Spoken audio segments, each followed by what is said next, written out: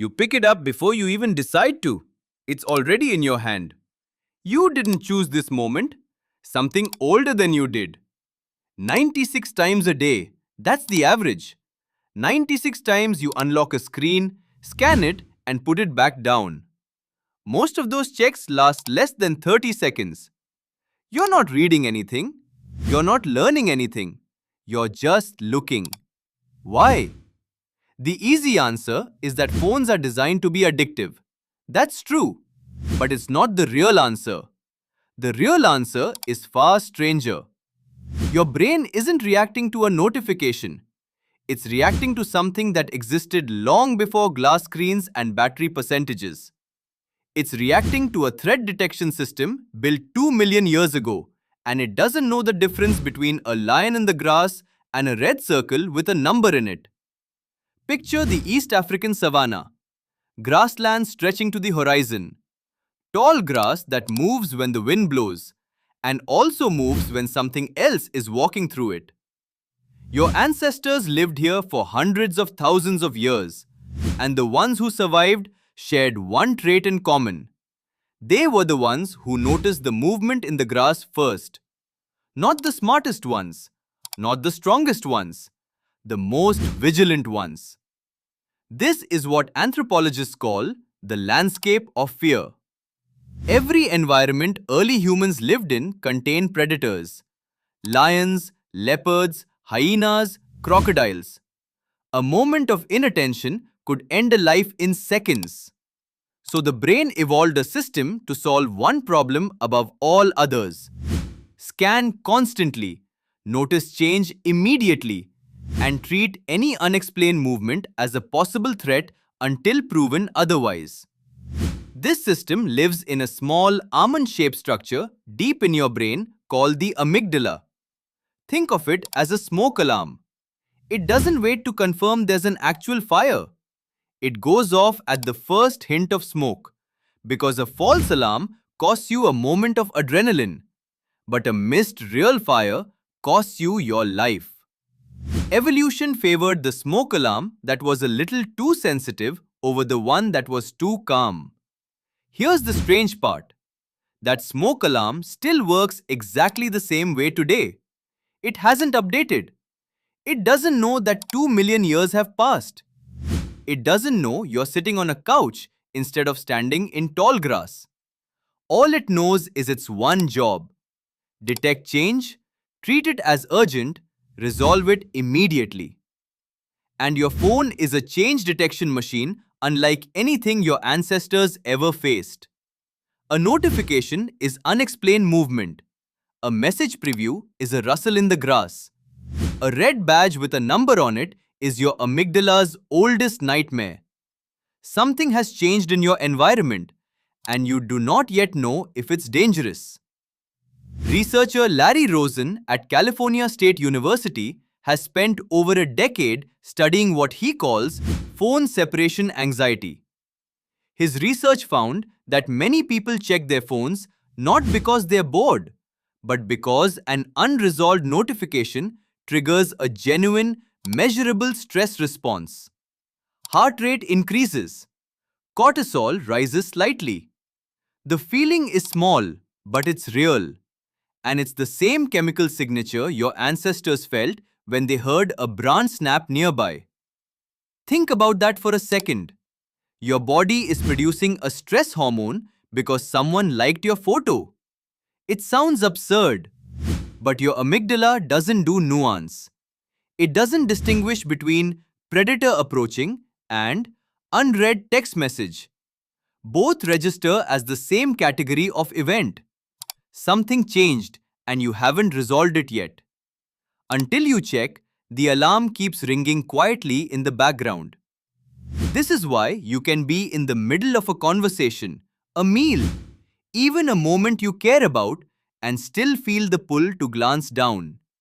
It's not weakness. It's not a lack of discipline.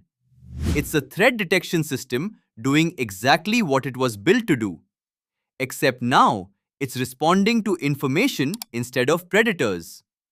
There's a second piece to this puzzle, and it's just as old. It's called intermittent reinforcement, and psychologist B.F. Skinner discovered its power almost by accident in the 1950s. Skinner was studying how animals learn through reward. He noticed something unexpected. Animals that received a reward every single time they performed an action eventually grew bored and stopped trying as hard. But animals that received a reward only sometimes, unpredictably, kept performing the action far more intensely and for far longer. Uncertainty made the reward more compelling, not less. This is the same mechanism behind a slot machine. You don't pull the lever because you know you'll win. You pull it because you might. The uncertainty itself becomes the hook. Now think about your phone. Every time you unlock it, you don't know what you'll find. Maybe nothing. Maybe a message from someone you like. Maybe a notification that means nothing at all. You cannot predict the outcome, and that unpredictability is precisely what keeps your hand moving toward the phone even when you didn't plan to pick it up. Your ancestor's brain built a smoke alarm for danger.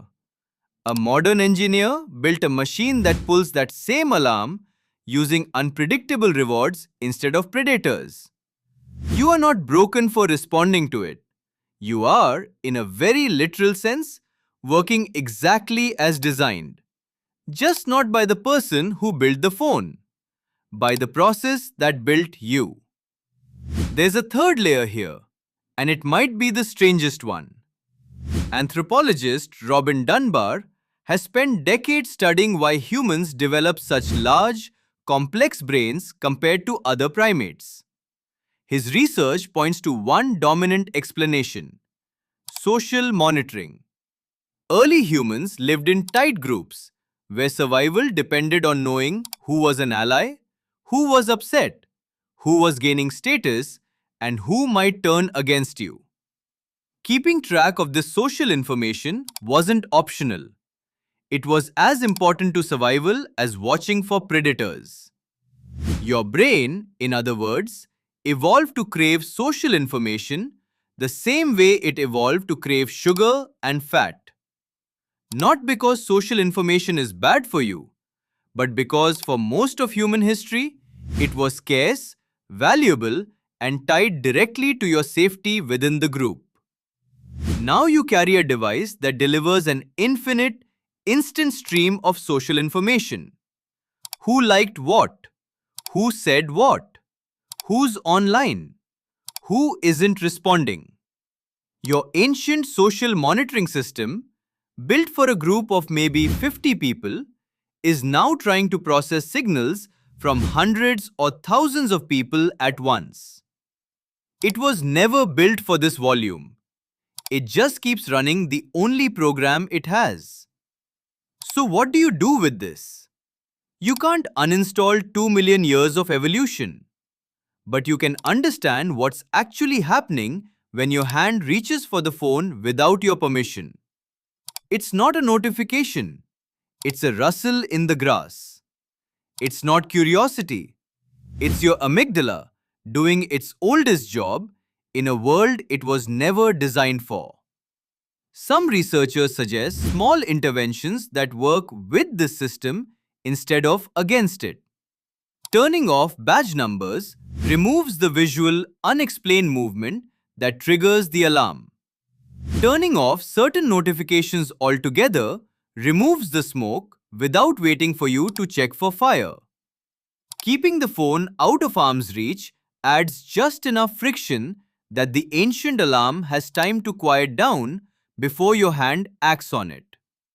None of this requires more willpower. It just requires understanding what kind of animal you actually are. Because that's the real reframe here. You're not addicted to your phone. You're inhabited by a survival system that has kept humans alive for millions of years.